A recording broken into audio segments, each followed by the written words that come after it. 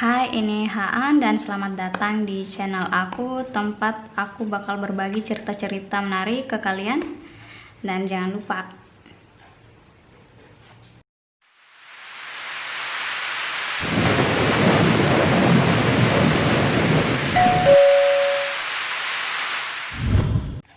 kalau kita berbicara tentang kejahatan, kayaknya nggak ada habis-habisnya. Nah, kejahatan juga nggak luput terjadi terhadap anak-anak. Dan bahkan belakangan ini, pemberitaan di televisi itu marak kasus kriminal terhadap anak-anak. Nah, kasus kejahatan terhadap anak erat kaitannya dengan cerita kita kali ini. Nah, kasus ini bukan kasus biasa, tapi salah satu kasus kriminal terbesar di Korea Selatan yang sayangnya hingga kini tuh belum terpecahkan. Di samping kemisteriusannya ya, kasus ini sebenarnya menyedihkan banget. Dan udah menjadi kasus nasional di negara ginseng tersebut. Kasus ini menarik perhatian banyak orang, membuat banyak hati miris, dan banyak pihak juga ikut tersakiti, termasuk dan terutama keluarga dan orang tua korban yang menuntut dan berjuang tiada akhir.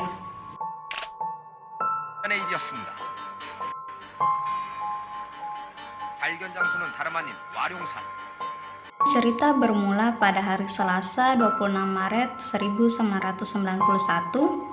Kala itu Korea Selatan sedang ada libur menghadapi pemilihan umum untuk pertama kalinya setelah 30 tahun lamanya.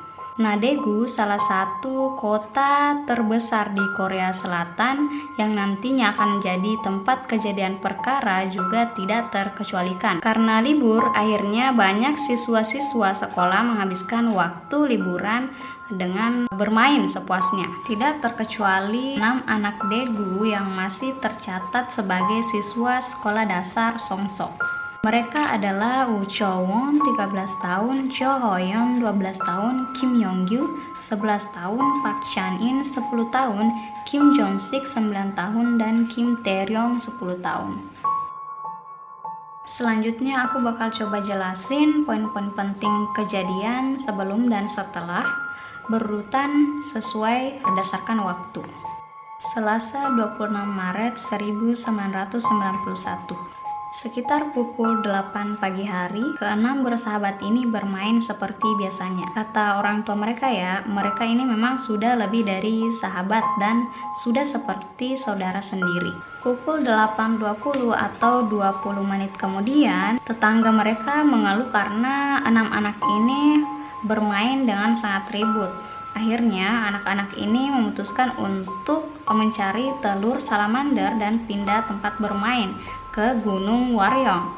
Nah, pada bagian ini orang tua mereka itu nggak tahu kalau anak mereka pergi ke gunung mencari telur salamander. Mereka baru tahu setelah ada tetangga yang memberitahu mereka setelah sempat bertemu dengan anak-anak ini dan bertanya mereka ingin kemana. Saat itu beberapa anak pulang dahulu ke rumah. Tae-ryong pulang untuk sarapan, Cho-won pulang untuk mengambil jaketnya, Chan-in pulang untuk berganti pakaian. Nah, pada saat pulang si Cho-won ini sempat ditanya oleh ayahnya ingin pergi kemana. Namun anak ini hanya menjawab ingin main di luar tanpa penjelasan selanjutnya. Nah, saat itu ternyata adalah percakapan dan pertemuan terakhir ayah Cho-won dengan anaknya. Penjelasan yang selanjutnya akan aku kasih tahu ke kalian adalah berdasarkan pernyataan-pernyataan saksi mata sebelum peristiwa terjadi. Sekitar pukul 9, seluruh anak bersiap untuk menuju ke Gunung Waryong.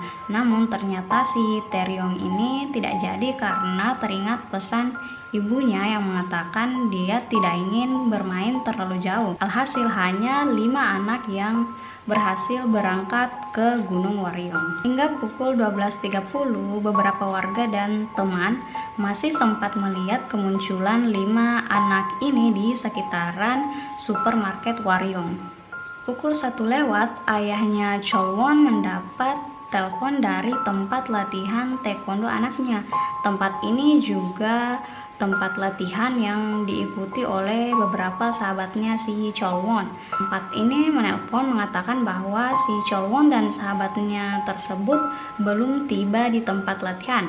Nah, makanya saat itu juga para orang tua menjadi panik dan inisiatif untuk mencari anak-anak mereka. Sekitar pukul 2 siang, sebutlah Pak Su namanya, itu melihat kelima anak ini sudah mulai naik menyusuri jalan menuju Gunung Waryong yang sering dilalui orang-orang.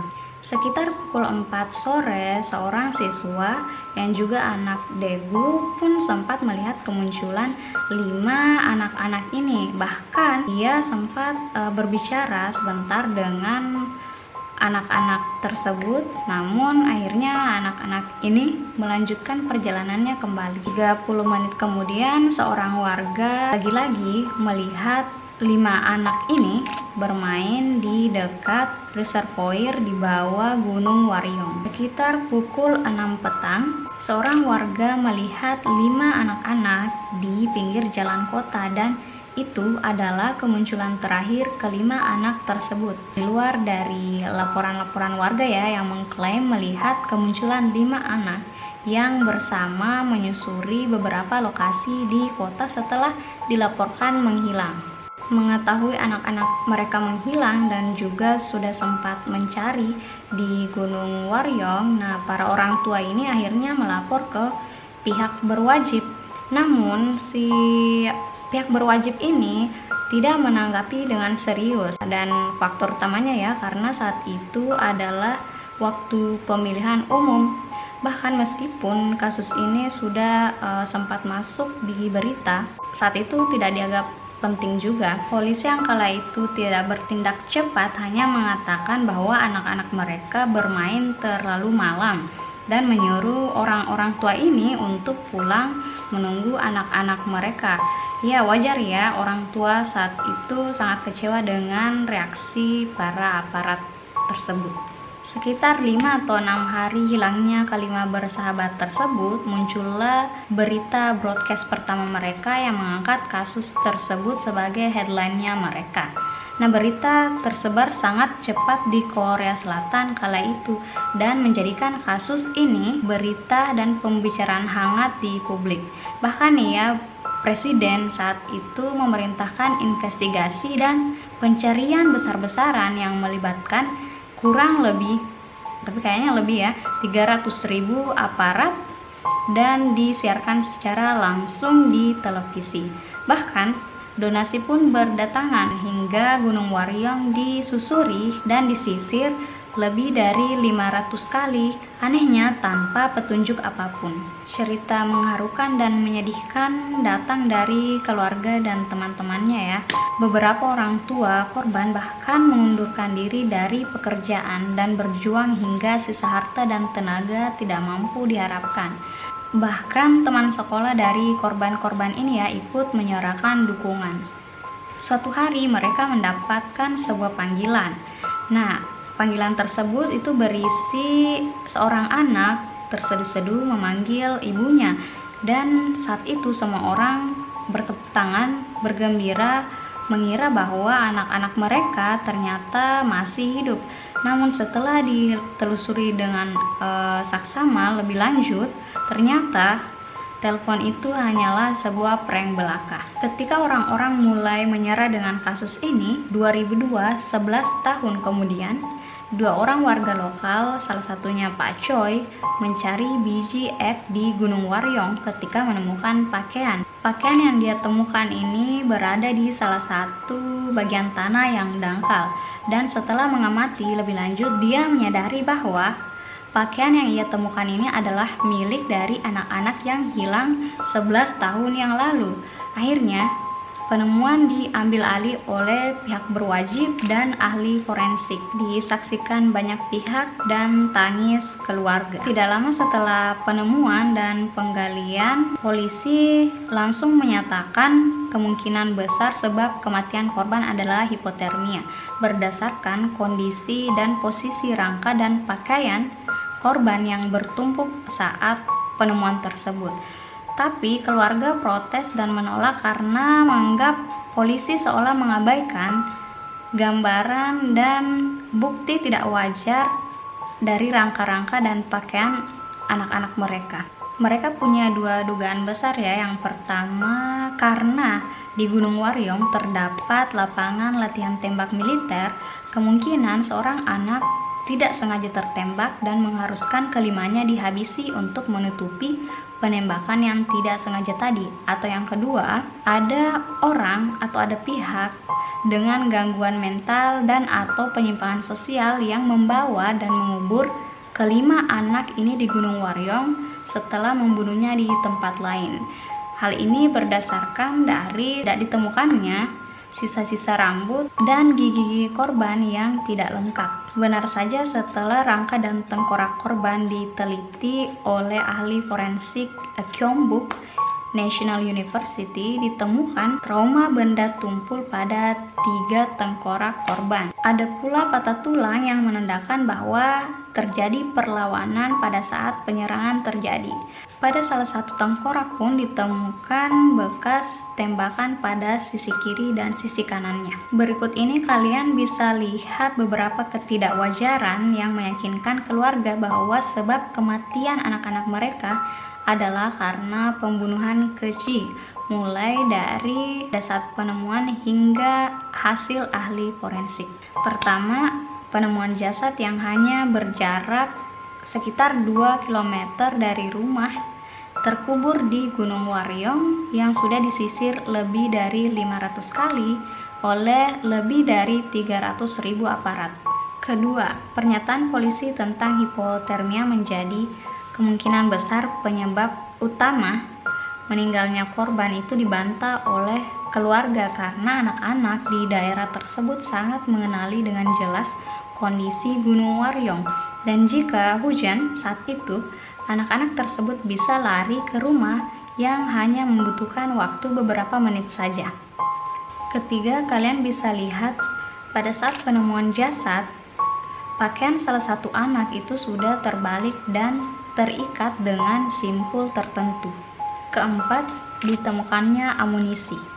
Kelima, adanya bekas benda tumpul di 3 tengkorak korban. Bekas tembakan amunisi, bahkan bekas yang menunjukkan kemungkinan adanya pukulan bertubi-tubi yang diduga diakibatkan oleh benda seperti ini. Selama kasus ini berproses ya, rasa frustasi karena minimnya bahkan hampir tidak ada petunjuk yang didapat dari memata-matai dan mencurigai gerak-gerik keluarga korban. Bahkan ayah dari salah satu korban ini sempat dituduh oleh psikolog kriminal yang mengatakan bahwa ayah inilah yang membunuh korban dan mengubur korban di rumahnya sendiri, sampai akhirnya rumah ayah ini digali, tapi mereka tidak menemukan bukti apapun. Para orang tua berusaha dan menuntut penuntasan dan prioritas kepada aparat yang saat itu banyak melakukan kelalaian dan tidak bertanggung jawab dalam menanggapi. Para orang tua menutupi rasa stres mereka, rasa sedihnya, rasa sakit yang mendalam, dan kemarahan mereka di depan publik. Hingga pada Maret 2006, kasus ini mencapai batas masa berlakunya. Namun pada tahun 2015, aturan pembatasan tersebut dirubah yang artinya kasus ini bisa dibuka kembali jika ada bukti atau petunjuk yang baru. Oh ya, kasus ini sebenarnya dikenal dengan nama Frog Boys, tapi di bagian ini ada miskonsepsi ya. Jadi anak-anak hilang saat mencari telur salamander, bukan katak. Namun karena pengucapan salamander boys agak sulit, makanya ini publik lebih familiar dengan istilah Frog Boys. Nah, itulah cerita misterius Frog Boys. Apakah kasus ini akan ada endingnya atau enggak, kita nggak tahu. Tapi aku yakin keadilan itu datang dalam berbagai cara dan berbagai bentuk. Oke, sampai bertemu lagi dengan cerita menarik lainnya. Tetap ikutin channel ini, subscribe, dan komen menurut kalian bagaimana.